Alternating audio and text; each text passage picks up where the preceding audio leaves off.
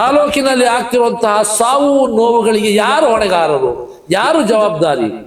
ಇಲ್ಲಿನ ಸರ್ಕಾರಿ ಅಧಿಕಾರಿಗಳು ಏನು ಮಾಡ್ತಾ ಇದ್ದೀರಾ? ಯಾಕೆ ನಿಮಗೆ ಗೊತ್ತಾಗ್ತಾ ಇಲ್ವಾ? ಜನಗಳು ಇವತ್ತು ಸಾವು ಬದುಕಿನ ಒಂದು ಹೋರಾಟವನ್ನ ಮಾಡ್ತಾ ಇದ್ದಾರೆ. ರಸ್ತೆ ಕಾಮಗಾರಿ ಹೆಸರಿನಲ್ಲಿ ನೀವು ಜನಗಳ ಜೀವದ ಜೊತೆ ಚೆಲ್ಲಾಟವನ್ನ ಆಡ್ತಾ ಇದ್ದೀರಾ. ನೀವು ಕೊಟ್ಟಿರುವಂತಹ ಕಾಂಟ್ರಾಕ್ಟ್ ಗುತ್ತಿಗೆದಾರರು ನಿಬಂಧನೆ ಇರೋದಿಲ್ವಾ? ರೂಲ್ಸ್ ಅಂಡ್ ರೆಗ್ಯುಲೇಷನ್ಸ್ ಇರೋದಿಲ್ವಾ? ಕಾಮಗಾರಿ ವೇಳೆಯಲ್ಲಿ ಏನು ಅದಕ್ಕೆ ಸೇಫ್ಟಿ ಪ್ರಿಕಾಷನ್ಸ್ ಅಂತ ಹೇಳ್ತೀವಿ, ಅದನ್ನೆಲ್ಲ ಮಾಡಬೇಕು ಅನ್ನೋದು ಗೊತ್ತಿಲ್ವಾ? ಒಂದು ಸೇಫ್ಟಿ ಪ್ರಿಕಾಷನ್ಸ್ ಇಟ್ಟಿದ್ದೀರಾ? ಸಂಪೂರ್ಣವಾದಂತಹ ಕಾಯ್ದೆ ಕಾನೂನುಗಳ ಅಡಿಯಲ್ಲಿ ಒಂದು ಸೇಫ್ಟಿ ಪ್ರಿಕಾಷನ್ಸ್ ಅನ್ನ ಇಟ್ಕೊಂಡು ಯಾವುದೇ ರೀತಿಯಾದಂತಹ ಅಹಿತಕರ ಘಟನೆಗಳು ನಡೀಬಾರದು, ಸಾರ್ವಜನಿಕರಿಗೆ ತೊಂದರೆ ಆಗಬಾರದು ಅನ್ನುವಂತಹ ನಿಟ್ಟಿನಲ್ಲಿ ಯಾವ್ದಾದ್ರು ಒಂದು ಕಾಮಗಾರಿ ನಡೀತಾ ಇದೆಯಾ? ನಾಮಫಲಕವನ್ನ ಹಾಕಿ ಯಾವ ಕಾಮಗಾರಿ ಯಾವ ಅನುದಾನದ ಅಡಿ ಬಂದಿರುವಂತದ್ದು, ಇದು ಬಜೆಟ್ ಎಷ್ಟು, ಗುತ್ತಿಗೆದಾರ ಯಾರು, ಇದನ್ನ ಬೋರ್ಡ್ ಹಾಕಿ ಅಂತ ಹೇಳಿದ್ರಲ್ಲ ತಾವು ಶಾಸಕರು.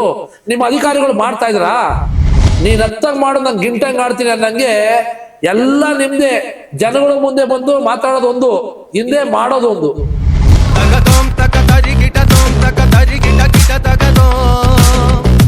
ಕಳೆದ ಬಾರಿ ಒಂದು ಫ್ಲೆಕ್ಸ್ಗೆ ಒಬ್ಬ ಯುವಕ ಬೈಕ್ ನಲ್ಲಿ ಹೊಡ್ಕೊಂಡು ರಸ್ತೆಗೆ ಬಿದ್ದು ಸಾವನ್ನಪ್ತಾನೆ. ಅದಾದ ನಂತರ TB ಬಸ್ ಸ್ಟಾಪ್ ನ ಸ್ವಲ್ಪ ಮುಂದೆಗಡೆ ಹೋದ್ರೆ ಒಂದು ಬಜಾಜ್ ಶೋರೂಮ್ ಮುಂಭಾಗದಲ್ಲಿ ರಸ್ತೆಯ ಮಧ್ಯೆ ಒಂದು ರೋಡನ್ನ ಅಗದಿದ್ದಾರೆ ವಾಟರ್ ಪೈಪ್ ಹಾಕೋದಿಕ್ಕೆ. ಆ ಜಾಗದಲ್ಲಿ ಏನು ಆ ಹಳ್ಳ ಹೊಡೆದಿದ್ರಲ್ಲ, ಅದೆಷ್ಟೋ ವ್ಯಕ್ತಿಗಳು ಅಲ್ಲಿ ಬಿದ್ದೋಗಿದ್ದಾರೆ, ಕೈ ಕಾಲು ಮುರ್ಕೊಂಡಿದ್ದಾರೆ, ಮಕಾಮೂತಿ ಕಿತ್ತೋಗಿದೆ, ಸಾವುಗಳಾಗಿವೆ. ಆ ಸಾವುಗಳಲ್ಲಿ ಒಂದು ಸಾವು ತಬ್ರೇಜ್ ಅನ್ನುವಂತಹ ಒಬ್ಬ ಯುವಕನದು. 32 ವರ್ಷದ ತಬ್ರೇಜ್ ಅನ್ನುವಂತಹ ಯುವಕ, 1.5 ವರ್ಷದ 2 ಪುಟ್ಟ ಹೆಣ್ಣು ಮಕ್ಕಳು, ಕೂಲಿ ಮಾಡ್ಕೊಂಡು ತಿಂತಾ ಇದ್ದಂತಹ ಒಬ್ಬ ಯುವಕ. ಆ ಜಾಗದಿಂದ ಪಾಸ್ ಆಗುವಂತಹ ಸಂದರ್ಭದಲ್ಲಿ 2 ಬೈಕ್ಗಳಿಗೆ ಆಕ್ಸಿಡೆಂಟ್ ಆಗುತ್ತೆ. ಬೈಕ್ನಿಂದ ಬಿದ್ದಂತಹ 3 ಜನ ಹುಡುಗರಲ್ಲಿ ತಬ್ರೇಜ್ ಪಾಷಾ ಕೂಡ ಒಬ್ಬ. ಆ ತಬ್ರೇಜ್ ಪಾಷಾ ಆ ಸ್ಥಳದಲ್ಲೇ ಪ್ರಜ್ಞೆ ತಪ್ತಾನೆ, ಕಿವಿಯಲ್ಲೆಲ್ಲ ರಕ್ತ ಬರುತ್ತೆ. ಆತನನ್ನ ತುರ್ತಾಗಿ ಅಮೃತ ಹಾಸ್ಪಿಟಲ್ಗೆ ರವಾನೆಯನ್ನ ಮಾಡ್ತಾರೆ. ರವಾನೆ ಮಾಡಿದಂತಹ ಸಂದರ್ಭದಲ್ಲಿ ಆತ ಪ್ರಜ್ಞೆಯಲ್ಲಿ ಇರೋದಿಲ್ಲ. ಆಸ್ಪತ್ರೆಯ ಸಿಬ್ಬಂದಿ ಒಂದು MLC ಅನ್ನ ಮಾಡ್ಕೋತಾರೆ. ಆ MLC ರಿಪೋರ್ಟ್ ಅನ್ನ ಟ್ರಾಫಿಕ್ ಪೊಲೀಸ್ ಸ್ಟೇಷನ್ಗೆ ವರ್ಗಾವಣೆಯನ್ನ ಮಾಡ್ತಾರೆ. ಇಲ್ಲಿಂದ ಬಹಳ ಪ್ರಮುಖವಾಗಿ ಗಮನಿಸಬೇಕಾದಂತ ವಿಚಾರ ವೀಕ್ಷಕರೇ, ದಯವಿಟ್ಟು ಯಾವ ಮಟ್ಟದ ಒಂದು ಕುತಂತ್ರಗಳು, ರಾಜಕೀಯ ಎಲ್ಲವೂ ಸಹ ಇಲ್ಲಿರುವಂತಹ ಅಧಿಕಾರಿಗಳಿಗೆ ಯಾರೆಲ್ಲ ಶ್ರೀರಕ್ಷೆಯಾಗಿ ನಿಂತಿದ್ದಾರೆ, ಆ ಶ್ರೀರಕ್ಷೆಯಲ್ಲಿ ಇರುವಂತಹ ಅಧಿಕಾರಿಗಳನ್ನ ರಾಜಕೀಯ ವ್ಯಕ್ತಿಗಳು ಯಾವ ರೀತಿ ದುರುಪಯೋಗವನ್ನ ಪಡಿಸ್ಕೋತಾ ಇದ್ದಾರೆ ಅನ್ನೋದನ್ನ ನಿಮ್ಗೆ ಇಲ್ಲಿ ಸೂಕ್ಷ್ಮವಾಗಿ ಹೇಳ್ತಾ ಹೋಗ್ತೀನಿ. ದಯವಿಟ್ಟು ಸಂಪೂರ್ಣವಾಗಿ ನೋಡಿ. ಇಷ್ಟ ಆದ್ರೆ ಶೇರ್ ಮಾಡಿ, ಇಲ್ಲ ಅಂದ್ರೆ ಬಿಟ್ಬಿಡಿ. MLC ಆದ ನಂತರ ಟ್ರಾಫಿಕ್ ಪೊಲೀಸ್ ಸ್ಟೇಷನ್ಗೆ ಮೆಮೊ ಹೋಗುತ್ತೆ. ತದನಂತರ ಪೊಲೀಸ್ ಇಲಾಖೆಯ ಒಂದು ಕರ್ತವ್ಯ ಆ ಆಸ್ಪತ್ರೆಗೆ ಬರಬೇಕು. ಆಕ್ಸಿಡೆಂಟ್ ಅಲ್ಲಿ ಯಾರು ಗಾಯಾಳುಗಳಿದ್ದಾರೆ ಅವರ ಒಂದು ಹೇಳಿಕೆಯನ್ನ ತಗೋಬೇಕು.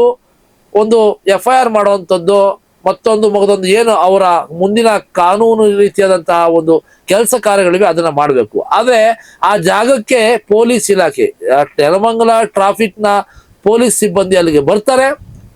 ಬಂದಂತ ಸಂದರ್ಭದಲ್ಲಿ 2 ಬೈಕ್ಗಳಲ್ಲಿ ಡಿಕ್ಕಿ ಆದಂತಹ ಪೈಕಿ ಒಬ್ಬ ಹುಡುಗನನ್ನ ಹೇಳಿಕೆಯನ್ನ ತಗೋತಾರೆ. ಯಾರು ಅನ್ಕಾನ್ಶಿಯಸ್ ಆಗಿ ಪ್ರಜ್ಞಾಹೀನರಾಗಿ ಮಲಗಿರ್ತಾನೆ ಆ ವ್ಯಕ್ತಿಯ ಬಳಿ ನಿಂತ್ಕೊಂಡು ಒಂದು ಫೋಟೋವನ್ನ ತೆಗೆದುಕೊಂಡು ನಾನು ಇಲ್ಲಿಗೆ ಬಂದಿದ್ದೆ ಅನ್ನೋ ರೀತಿಯಲ್ಲಿ ಬಿಂಬಿಸ್ಕೊಂಡು ಹೊರಟು ಹೋಗ್ತಾರೆ.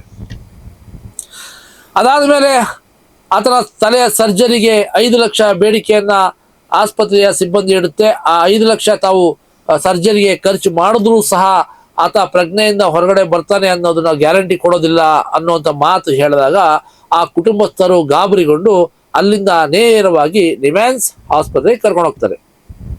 17/12/2025 ಮಧ್ಯಾಹ್ನ ನಡೆದಂತಹ ಈ ಒಂದು ಘಟನೆ.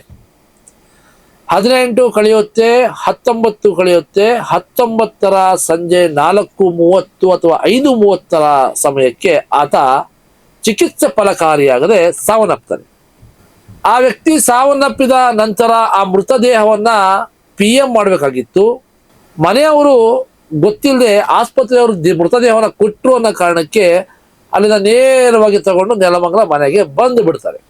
ಇಷ್ಟೆಲ್ಲ ಆದ್ರೂ ಸಹ ಪೊಲೀಸ್ ಇಲಾಖೆಗೆ ಯಾವುದೇ ರೀತಿಯಾದ ಕಿಂಚಿತ್ತು ಮಾಹಿತಿ ಇರೋದಿಲ್ಲ. ಇದು ಕರ್ತವ್ಯ ಲೋಪ ತಾನೆ, ಬೇಜವಾಬ್ದಾರಿ ತಾನೆ, ನಿರ್ಲಕ್ಷ್ಯತನ ತಾನೆ. ಒಂದು MLC ಬಂದಿರುವಂತಹ ಒಬ್ಬ ಆಕ್ಸಿಡೆಂಟ್ ಅಲ್ಲಿ ಗಾಯಗೊಂಡಂತಹ ಗಾಯಾಳುವಿನ ಯೋಗಕ್ಷೇಮ ವಿಚಾರಿಸಬೇಕಾದಂಥದ್ದು ಯಾರ ಕರ್ತವ್ಯ? ಆತನ ಸ್ಪಾಟ್ ಹಾಜರು ಮಾಡುವಂಥದ್ದು ಯಾರ ಕರ್ತವ್ಯ? ಪೊಲೀಸ್ ಇಲಾಖೆ ಆತನ ಮಾಹಿತಿಯನ್ನ ಕಲೆ ಹಾಕಬೇಕಾಗಿತ್ತು. ಆತ ಮಾತಾಡೋ ಪರಿಸ್ಥಿತಿ ಇಲ್ಲ ಅನ್ನುವಂಥ ಸಂದರ್ಭದಲ್ಲಿ ಮನೆಯವರ ಹೇಳಿಕೆಯನ್ನ ಪಡೆದು ಸಂಬಂಧಪಟ್ಟವರ ಒಂದು ಫೋನ್ ನಂಬರ್ ಅನ್ನ ಕಲೆಕ್ಟ್ ಮಾಡಿಕೊಂಡು ಫಾಲೋ ಅಪ್ ಮಾಡಬೇಕಾಗಿತ್ತು.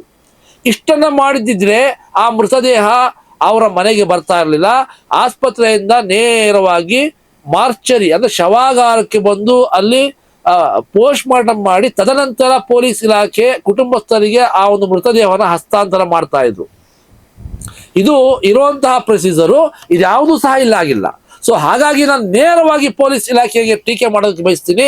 ಇದು ಪೊಲೀಸ್ ಇಲಾಖೆಯ ಕರ್ತವ್ಯ ಲೋಪ, ಪೊಲೀಸ್ ಇಲಾಖೆಯ ಬೇಜವಾಬ್ದಾರಿತನ, ನಿರ್ಲಕ್ಷ್ಯತನ. ಇದಿಷ್ಟು ಪೊಲೀಸ್ ಇಲಾಖೆ. ಇನ್ನು ಆ ಜಾಗದಲ್ಲಿ ಹಳ್ಳ ತೆಗೆದಕ್ಕೆ, ರಸ್ತೆಯನ್ನ ಕಟಿಂಗ್ ಮಾಡೋದಕ್ಕೆ ಪರ್ಮಿಷನ್ ಕೊಟ್ಟವ್ರು ಯಾರು? ಸಹಜವಾಗಿ ಬರುವಂತಹ ಒಂದು ಪ್ರಶ್ನೆ. ತಮಗೆಲ್ಲ ಗೊತ್ತಿದೆ, ಆ ಬಜಾಜ್ ಶೋರೂಮ್ ಮುಂದೆ ರಸ್ತೆಯ ಮಧ್ಯದಲ್ಲಿ ಹಳ್ಳವನ್ನು ತೆಗೆದು ಆ ಹಳ್ಳದಲ್ಲಿ ಅದೆಷ್ಟೋ ಜನ ಬಿದ್ದಿರುವಂತಹ ಪೈಕಿ ಎಷ್ಟೋ ಜನ ಕೈಕಾಲು ತರಿಸ್ಕೊಂಡು ಮುರ್ಕೊಂಡು ಸತ್ತಿರೋ ಪೈಕಿನೂ ಇದ್ದಾರೆ. ಆಯ್ತಲ್ಲ? ಸೊ ಅದಕ್ಕೆ ಪರ್ಮಿಷನ್ ಕೊಟ್ಟವ್ರು ಯಾರು? ಯಾವ ಇಲಾಖೆ? ಚೆನ್ನಾಗಿರುವಂತಹ ನೆಲಮಂಗಲ ನಗರದ ಹೆದ್ದಾರಿಯನ್ನ ರಾತ್ರೋರಾತ್ರಿ ಕೆರೆದು ಅದಕ್ಕೆ ಡಾಂಬರೀಕರಣ ಮಾಡಿ ಅದೆಷ್ಟೋ ಕೋಟ್ಯಾಂತರ ರೂಪಾಯಿ ಅದಕ್ಕೆ ಬಿಲ್ಲನ್ನು ಮಾಡಿ ಜಾಸ್ತಿ ದಿವಸ ಏನಾಗಿಲ್ಲ. ಅದರ ಬೆನ್ನಲ್ಲೇ ಮತ್ತೆ ಮಧ್ಯದಲ್ಲಿ ಹಳ್ಳ ಹೊಡೆದು ಅದನ್ನ ಬೇಕಾಬಿಟ್ಟಿ ಬಿಟ್ಟು ಅಲ್ಲಿ ಬಿದ್ದು ಎದ್ದು ಸಾವುಗಳಾಗಿದ್ದಾವೆ. ಯಾರು ಅದಕ್ಕೆ ಕಾಂಟ್ರಾಕ್ಟ್ರು? ಯಾರು ಪರ್ಮಿಷನ್ ಕೊಟ್ಟವರು? ಯಾರು ಪರ್ಮಿಷನ್ ಇಲ್ಲ. ಸಂಬಂಧಪಟ್ಟ PWD ಇಲಾಖೆ ಕೇಳಿದ್ರೆ ನಾವು ಅನುಮತಿ ಕೊಟ್ಟಿಲ್ಲ ಅಂತಾರೆ. ನಗರಸಭೆಯವ್ರನ್ನ ಕೇಳಿದ್ರೆ ನಮ್ಮ ವ್ಯಾಪ್ತಿಗೆ ಬರಲ್ಲ, ನಮ್ಮ ರಸ್ತೆನೇ ಅಲ್ಲ ಅಂತ ಹೇಳ್ತಾರೆ. ಸೊ ಮಾಡಿದವ್ರು ಯಾರು? ಇದಕ್ಕೆ ತಲೆದಂಡ ಮಾನದಂಡ ಯಾರಿಗಾಗಬೇಕು? ಹೋಗಿರೋಂತಹ ಜೀವಕ್ಕೆ ಬೆಲೆ ಇಲ್ವಾ? ಈ ವಿಚಾರವಾಗಿ ಆ ಮೃತದೇಹವನ್ನ ಮುಂದೆ ಇಟ್ಕೊಂಡು ಜಿಲ್ಲಾಧಿಕಾರಿಗಳು, AC ಅವರು ಸ್ಪಾಟ್ಗೆ ಬರಬೇಕು. ಇಲ್ಲಿರುವಂತಹ ಅಷ್ಟು ಸಮಸ್ಯೆಗಳಿಗೆ ಪರಿಹಾರವನ್ನು ಕೊಡಬೇಕು. ಮೃತಪಟ್ಟಂತಹ ವ್ಯಕ್ತಿಯ ಮನೆಗೆ ಆ ಹೆಣ್ಣು ಮಕ್ಕಳು, ಏನು ಪುಟಾಣಿಯ 1.5 ವರ್ಷದ ಹೆಣ್ಣು ಮಕ್ಕಳಿದಾರಲ್ಲ, ಅವ್ರಿಗೆ ಕಾಂಪೋಸಿಷನ್, ಸರ್ಕಾರದಿಂದ ಕಾಂಪೋಸಿಷನ್, ನಗರಸಭೆಗೆ ತಲೆದಂಡ ಮಾಡ್ತಿರೋ ಅಥವಾ PWDಗೆ ಮಾಡ್ತಿರೋ, ಯಾರಿಗೆ ಮಾಡ್ತಿರೋ ಗೊತ್ತಿಲ್ಲ. ಸಂಬಂಧಪಟ್ಟ ಇಲಾಖೆ ಯಾವುದು ಅಂತ ಪರಿಗಣಿಸ್ಬೇಕು. ಅವರಿಂದ ಆಗಿರುವಂತಹ ತಪ್ಪುಗಳಿಗೆ ಅವ್ರಿಗೆ ತಲೆದಂಡ, ಮಾನದಂಡ ಎರಡೂ ಸಹ ಆಗಿ ಆ ಸತ್ತಂತಹ ಮನೆಯ ವ್ಯಕ್ತಿಗೆ ಒಂದು ಕಾಂಪೋಸಿಷನ್ ಸಿಗಬೇಕು ಅನ್ನುವಂಥ ದೊಡ್ಡ ಮಟ್ಟದ ಒಂದು ಹೋರಾಟವನ್ನ ಹಮ್ಮಿಕೊಳ್ಳಲಾಗುತ್ತೆ. ಯಾವುದಕ್ಕೂ ಯಾರು ಅಧಿಕಾರಿಗಳು ಮುಂದೆ ಬರಲ್ಲ. ಕಾರಣ ಕಾಂಟ್ರಾಕ್ಟ್ರು ಅದಕ್ಕೆ ಯಾರೂ ಇಲ್ಲ. ತಹಸೀಲ್ದಾರ್ ಅವರ ಶ್ರೀರಕ್ಷೆಯಲ್ಲಿ ನೆಲಮಂಗಲದ ಅಷ್ಟು ಸರ್ಕಾರಿ ಅಧಿಕಾರಿಗಳು ಸೇಫ್ ಝೋನ್ ಅಲ್ಲಿದ್ದಾರೆ. Safe zone. ನೆಲಮಂಗಲ ಶಾಸಕರ ಒಂದು ಕೈಯಲ್ಲಿ ಎಲ್ಲ ಅಧಿಕಾರಿಗಳು ಇರುವಂಥದ್ದು, ಎಲ್ಲ ಅಧಿಕಾರಿಗಳು ತಹಸೀಲ್ದಾರ್ ಅವರ ಶ್ರೀರಕ್ಷೆಯಲ್ಲಿ ಇರುವಂಥದ್ದು. ಈ ಎಲ್ಲ ವ್ಯಕ್ತಿಗಳನ್ನ ಇಲ್ಲಿನ ಜನಪ್ರತಿನಿಧಿಗಳು, ಚುನಾಯಿತ ಜನನಾಯಕರು ಆಳ್ತಾ ಇರುವಂಥದ್ದು. ಒಂದು ಪೈಪ್ಲೈನ್ ಹಾಕೋದಕ್ಕೋಸ್ಕರ ರಸ್ತೆ ಮಧ್ಯದಲ್ಲಿ ಅನುಮತಿ ಇಲ್ಲದೆ ಹಳ್ಳ ಹೊಡಿತಾರೆ. ಈ ಸಾವಿಗೆ ನೇರ ಹೊಣೆ ಯಾರು? ಅಥವಾ PWD ನಗರಸಭೆ ಅಧಿಕಾರಿಗಳಿಗೆ ಏನಾದರೂ ತಲೆದಂಡ ಆಯ್ತಾ? ಏನೂ ಆಗಲಿಲ್ಲ. ಅಧಿಕಾರಿಗಳನ್ನ, ಸರ್ಕಾರಿ ಅಧಿಕಾರಿಗಳನ್ನ ಮುಂದೆ ಇಟ್ಕೊಂಡು ಅಲ್ಲಿ ಏನು ಜೀವ ಹೋಯಿತು, ಆ ಜೀವಕ್ಕೆ ಒಂದಿಷ್ಟು ಹಣ ಅಂತ ಹೇಳ್ಬಿಟ್ಟು ಕೊಡ್ತಾರೆ. ಸರ್ಕಾರಿ ಅಧಿಕಾರಿಗಳು ಬಂದು ಎದೆ ಕೊಟ್ಟು ಮುಂದೆ ನಿಂತ್ಕೋತಾರೆ. ಬಡವ ಸತ್ತಿದ್ದಾನೆ, ಆ ಸತ್ತಿರುವಂತಹ ವ್ಯಕ್ತಿಗಳಿಗೆ 2 ಪುಟ್ಟ ಹೆಣ್ಣು ಮಕ್ಕಳಿದ್ದಾವೆ, ಆ ಮಕ್ಕಳ ಭವಿಷ್ಯದ ಬಗ್ಗೆ ಯೋಚನೆ ಮಾಡೋದಿಲ್ಲ. ಇಷ್ಟೆಲ್ಲ ಆದ್ರೂ ಸಹ ಒಂದು ಕೇಸ್ ಆಗಲಿ, ಒಂದು ಕಂಪ್ಲೇಂಟ್ ಆಗಲಿ ಆ ವ್ಯಕ್ತಿಗಳ ವಿರುದ್ಧ ಆಗೋದಿಲ್ಲ ಅಂತ ಹೇಳಿದ್ರೆ, ಇವತ್ತು ನೆಲಮಂಗಲದಲ್ಲಿ ಯಾವ ರೀತಿಯಾದ ರಾಜಕಾರಣ ನಡೀತಾ ಇದೆ. ಬೈಕ್ನಲ್ಲಿ ಬಂದು ಫ್ಲೆಕ್ಸ್ ವಿಚಾರದಲ್ಲಿ ಕೆಳಗಡೆ ಬಿದ್ದು ಸಾವನ್ನಪ್ಪಿದಂತಹ ವ್ಯಕ್ತಿ ರೋಡ್ ಕಟಿಂಗ್ ಪರ್ಮಿಷನ್ ಕೊಟ್ಟವ್ರು ಯಾರು? PWD ಇಲಾಖೆಯವರು ಯಾಕೆ ಕೇಳೋದಿಲ್ಲ? ಯಾಕೆ ಅವ್ರ ಮೇಲೆ ಕಾನೂನು ರೀತಿ ಕ್ರಮಕ್ಕೆ ಮುಂದಾಗೋದಿಲ್ಲ? ಇದಿಷ್ಟು ಪ್ರಶ್ನೆಗಳು. ಒಬ್ಬ ಪ್ರಭಾವಿ ರಾಜಕಾರಣಿ ವ್ಯಕ್ತಿಗೆ ಏನೆಲ್ಲ ಸೌಕರ್ಯಗಳು ಸೌಲಭ್ಯಗಳು ಇಲ್ಲಿ ನೀಡ್ತಾ ಇದ್ದಾರೆ. ಜನಗಳ ಮಾರಣ ಹೋಮ ಆಗ್ತಾ ಇದೆ. ಜಯನಗರ ಮುಂದೆಗಡೆ ರಸ್ತೆ ಕಾಮಗಾರಿ ವಿಚಾರದಲ್ಲಿ ಆತನಿಗೂ ಸಹ ಒಂದು 4 ರಿಂದ 5 ವರ್ಷದ ಪುಟಾಣಿ ಒಂದು ಮಗು ಇದೆ. ಆತ ಬೈಕ್ನಲ್ಲಿ ಹೋಗ್ಬೇಕಾದ್ರೆ ಬಿದ್ದು ಅದೇ ರಸ್ತೆ ಕಾಮಗಾರಿ ವಿಚಾರಕ್ಕೆ ಸಾವನ್ನಪ್ತಾನೆ. ಅದರ ಬೆನ್ನಲ್ಲೇ ಫ್ಲೆಕ್ಸ್ ಹೊಡೆದು ಒಬ್ಬ ಹುಡುಗ ಆತ ಸಾವುಗೆ ಈಡಾಗ್ತಾನೆ. ಅದಾದ ಮೇಲೆ ಮತ್ತೊಬ್ಬ ಯುವಕ ಆ ರಸ್ತೆಯಲ್ಲಿ ಬಲಿಪಶು ಆಗ್ತಾನೆ. ತಾಲೂಕಿನಲ್ಲಿ ಆಗ್ತಿರುವಂತಹ ಸಾವು ನೋವುಗಳಿಗೆ ಯಾರು ಹೊಣೆಗಾರರು, ಯಾರು ಜವಾಬ್ದಾರಿ? ಇಲ್ಲಿನ ಸರ್ಕಾರಿ ಅಧಿಕಾರಿಗಳು ಏನು ಮಾಡ್ತಾ ಇದ್ದೀರಾ? ಯಾಕೆ ನಿಮಗೆ ಗೊತ್ತಾಗ್ತಾ ಇಲ್ವಾ? ಜನಗಳು ಇವತ್ತು ಸಾವು ಬದುಕಿನ ಒಂದು ಹೋರಾಟವನ್ನ ಮಾಡ್ತಾ ಇದ್ದಾರೆ. ರಸ್ತೆ ಕಾಮಗಾರಿ ಹೆಸರಿನಲ್ಲಿ ನೀವು ಜನಗಳ ಜೀವದ ಜೊತೆ ಚೆಲ್ಲಾಟವನ್ನ ಆಡ್ತಾ ಇದ್ದೀರಾ. ನೀವು ಕೊಟ್ಟಿರುವಂತ ಕಾಂಟ್ರಾಕ್ಟ್ರು, ಗುತ್ತಿಗೆದಾರರು ನಿಬಂಧನೆ ಇರೋದಿಲ್ವಾ? ರೂಲ್ಸ್ ಅಂಡ್ ರೆಗ್ಯುಲೇಷನ್ಸ್ ಇರೋದಿಲ್ವಾ? ಕಾಮಗಾರಿ ವೇಳೆಯಲ್ಲಿ ಏನು ಅದಕ್ಕೆ ಸೇಫ್ಟಿ ಪ್ರಿಕಾಷನ್ಸ್ ಅಂತ ಹೇಳ್ತೀವಿ, ಅದನ್ನೆಲ್ಲ ಮಾಡಬೇಕು ಅನ್ನೋದು ಗೊತ್ತಿಲ್ವಾ? ಒಂದು ಸೇಫ್ಟಿ ಪ್ರಿಕಾಷನ್ಸ್ ಇಟ್ಟಿದ್ದೀರಾ? ಸೊಂಡೆಗೊಪ್ಪ ರೋಡು ರೆಡಿ ಮಾಡ್ತಾ ಇದ್ದೀರಾ. ನೀವು ಕೆಲಸ ಮಾಡಬೇಡಿ ಅಂತ ಹೇಳ್ತಿಲ್ಲ, ಅಥವಾ ಕೆಲಸ ಮಾಡ್ತಿಲ್ಲ ಅಂತ ನಾವು ಟೀಕೆ ಮಾಡ್ತೀವಿ. ಮಾಡೋ ಕೆಲಸವನ್ನ ಕರೆಕ್ಟಾಗಿ ಮಾಡಿ ಅಂತ ಹೇಳ್ತಾ ಇರೋದು. ಮಾಡ್ತಾ ಇದ್ದೀರಾ? ಸೊಂಡೆಗೊಪ್ಪ ರಸ್ತೆ, ಆ ರಸ್ತೆನಲ್ಲಿ ಓಡಾಡೋದಕ್ಕೂ ಆಗೋದಿಲ್ಲ. ಇರಲಿ, ಕಷ್ಟ ಆಗುತ್ತೆ, ಜನ ಪರದಾಡ್ಕೊಂಡು ಏನೋ ಮುಂದೆ ಒಳ್ಳೇದಾಗುತ್ತೆ ಅನ್ನುವಂಥ ಒಂದು ಮನೋಭಾವನೆಯಿಂದ ತಾಳ್ಮೆಯಿಂದ ಜನ ಹೋಗ್ತಾ ಇದ್ದಾರೆ, ಬರ್ತಾ ಇದ್ದಾರೆ. ಆ ನಂಬಿಕೆ ಇಟ್ಟಿರುವಂತಹ ಜನಗಳ ಜೀವಕ್ಕೆ ತಾವು ಏನು ರಕ್ಷಣೆಯನ್ನು ಕೊಟ್ಟಿದ್ದೀರಾ? ಸೇಫ್ಟಿ ಪ್ರಿಕಾಷನ್ಸ್ ಇದೆಯಾ ಏನಾದರೂ ಅಲ್ಲಿ? ಬ್ಯಾರಿಕೇಡ್ ಮಾಡಿದ್ದೀರಾ ಅಥವಾ ರೋಡನ್ನ ಡೈವರ್ಟ್ ಮಾಡಿದ್ದೀರಾ? ಇಂಥ ಅದೆಷ್ಟು ರಸ್ತೆಗಳು ನೆಲಮಂಗಲದಲ್ಲಿ ಕಾಮಗಾರಿ ನಡೀತಾ ಇದೆ. ಮೊನ್ನೆ ಅಷ್ಟೇ ಒಬ್ಳು ಲೇಡಿ ಬಾಯಿಗೆ ಬಂದಾಗ ನಿನ್ ಜನ್ಮ ಜಾಲಾಡಿದ್ರು, ಬಾಯಿಗೆ ಬಂದಾಗ ಮಾತಾಡಿದ್ರು ಆಯಮ್ಮ. ಜ್ವರ, ನೆಗಡಿ, ಕೆಮ್ಮು ಅಂತ ಈ ಡಸ್ಟಾಲಜಿಗೆ ಅವ್ರುಗಳೇ ಬಂದಿಲ್ಲ. ಒಂದು ತಿಂಗಳು ಇದು ನೋಡ್ಲಿ ಈ ರೋಡಲ್ಲಿ. ಅವರು ಮನೆಗೆ ಹೋಗೋದು ಬೇಡ, ಈ ರೋಡಲ್ಲಿ ಒಂದು ತಿಂಗಳು ಕೂತ್ಕೊಳ್ಳಿ ಸರ್. ಅವರೇನೆ ಈ ಡಸ್ಟಲ್ಲಿ ಅವರೇ ಕೂತ್ಕೊಳ್ಳಿ ಒಂದು ತಿಂಗಳಿಲ್ಲಿ. ಆಮೇಲೆ ಬಂದು ಜನಗಳ ಹತ್ರ ಮಾತಾಡ್ಲಿ ಅವರು. ಇವಾಗಲೂ ಇನ್ಯಾಕೆ ಹಾಕ್ತಾರಂತೆ ಟಾರ್ನ? ಅಲ್ಲ, ಈಗಲೂ ಇನ್ಯಾಕೆ ಹಾಕ್ತಾರೆ ಟಾರ್ನ? ಇದು ಹೇಳ್ತೀನಲ್ಲ, ಪಬ್ಲಿಕ್ ಯಾರು ಕೇಳಲ್ಲ, ಇದೇ ಸಮಸ್ಯೆ. ಟೆಂಡರ್ ಆಗಲಿಲ್ಲ ಅಂದ್ರೆ ಯಾಕೆ ಕಿತ್ತಾಕ್ತಾರೆ ಇವ್ರು ರೋಡ್ನ? ಟೆಂಡರ್ ಎಲ್ಲ ರೆಡಿ ಆಗಿ ಇನ್ನೇನು ರೆಡಿ ಆಗಬೇಕು, ಫುಲ್ಲು ರೆಡಿ ಆದ್ಮೇಲೆ ಅವರು ರೆಡಿ ಮಾಡ್ಬೇಕು. ಈಗ ನಮ್ಮ ಪಕ್ಕದ ರೋಡಲ್ಲೂ ಕಿತ್ತಾಕೋರು ಇವತ್ತು. ಅದನ್ನ ಇನ್ನು ಯಾವ ಕಾಲಕ್ಕೆ ಹಾಕ್ತಾರೋ ಗೊತ್ತಿಲ್ಲ.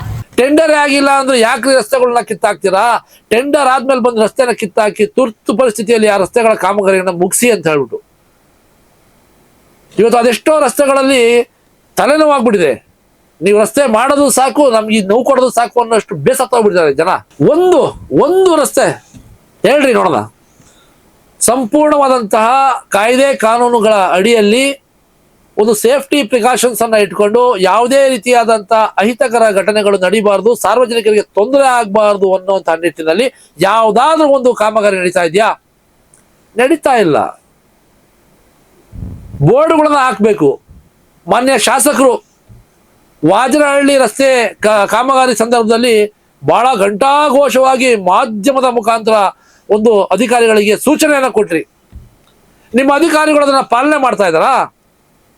ನಾಮಫಲಕವನ್ನು ಹಾಕಿ ಯಾವ ಕಾಮಗಾರಿ ಯಾವ ಅನುದಾನದ ಅಡಿ ಬಂದಿರುವಂಥದ್ದು, ಇದು ಬಜೆಟ್ ಎಷ್ಟು, ಗುತ್ತಿಗೆದಾರ ಯಾರು, ಇದನ್ನ ಬೋರ್ಡ್ ಹಾಕಿ ಅಂತ ಹೇಳಿದ್ರಲ್ಲ ತಾವು ಶಾಸಕರು. ನಿಮ್ಮ ಅಧಿಕಾರಿಗಳು ಮಾಡ್ತಾ ಇದ್ರಾ? ನೀನ್ ಹತ್ತಂಗ್ ಮಾಡು, ನಂಗೆ ಗಿಂಟಂಗ್ ಆಡ್ತೀನಿ ಅನ್ನಂಗೆ ಎಲ್ಲ ನಿಮ್ದೆ. ಜನಗಳು ಮುಂದೆ ಬಂದು ಮಾತಾಡೋದು ಒಂದು, ಹಿಂದೆ ಮಾಡೋದು ಒಂದು. ಇವೆಲ್ಲ ಜಾಸ್ತಿ ದಿವಸ ನಡೆಯೋದಿಲ್ಲ. ನೆಲಮಂಗಲ ತಾಲೂಕಿನಲ್ಲಿ ಇವತ್ತು ಬಹಳ ಅತಂತ್ರದ ಪರಿಸ್ಥಿತಿಯಲ್ಲಿ ಜನ ತಮ್ಮ ಜೀವವನ್ನ ಅಂಗೈನಲ್ಲಿ ಇಟ್ಕೊಂಡು ಸಂಚಾರ ಮಾಡುವಂತಹ ಪರಿಸ್ಥಿತಿ ಉದ್ಭವ ಆಗಿದೆ.